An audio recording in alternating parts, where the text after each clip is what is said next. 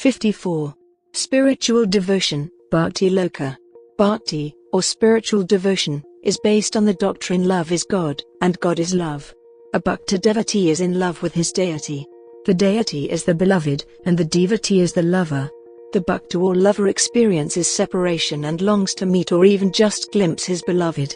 Nothing else attracts him, nothing else holds his attention, all else is meaningless.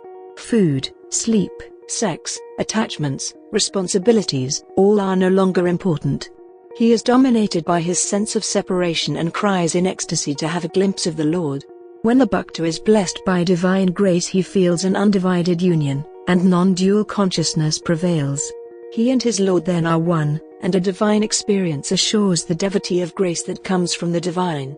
Bhakti is the most direct method, the shortest way to experience the divine. All yoga and knowledge, jnana, rests on the foundation stone of true faith, true devotion, true bhakti. There is nothing higher than love, and bhakti is the religion of love. Love is indeed God. To kindle the candle of love with a spark of knowledge, and to do the yoga of love, is bhakti.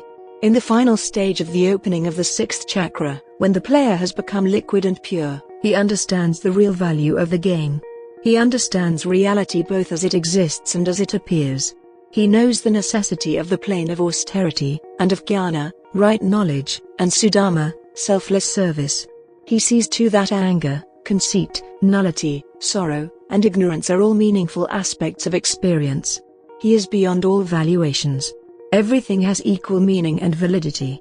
He knows that as long as he remains in the body, his karma dye will lead him on his journey, stage by stage, square by square. He knows he will fall victim to serpents along the way, just as he knows he will find arrows as well. All around himself the player sees the same game enacted by others, all passing through the same states at different rhythms and at varying intensities. He has attained stability in himself by mastering his will. For further development he now needs an emotional center for his life. To lose his identifications, he can do nothing other than identify with the divinity, in one form or all. One form becomes every form at this moment, the moment the player lands in Bhakti Loka. In whatever form he finds the divine, all other forms are magically present. The former literally becomes the deity, which in turn becomes the devotee, an ecstatic bhakta.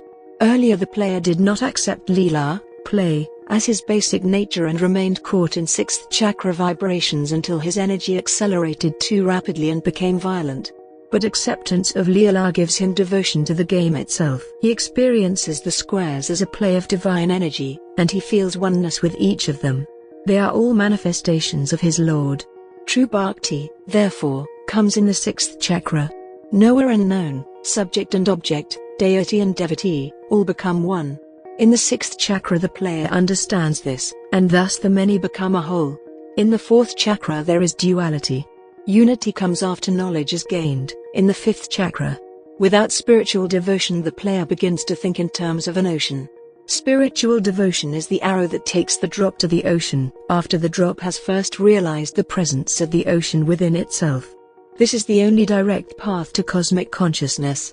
The essence of cosmic consciousness could not be realized by sheer jnana or right knowledge. It is spiritual devotion that converts cosmic consciousness into a friend and gives a face-to-face realization of the divine to the player. Knowledge and wisdom only provide an awareness of the cosmic principle. Devotion lets the player see the absolute manifested in all experience. The divine presence is everywhere, in everything. Jnana makes a wise man out of the player, while bhakti makes him a divine child, ever in the warm lap of his mother and under the benevolent protection of his father. A wise man has to travel a long distance to see God.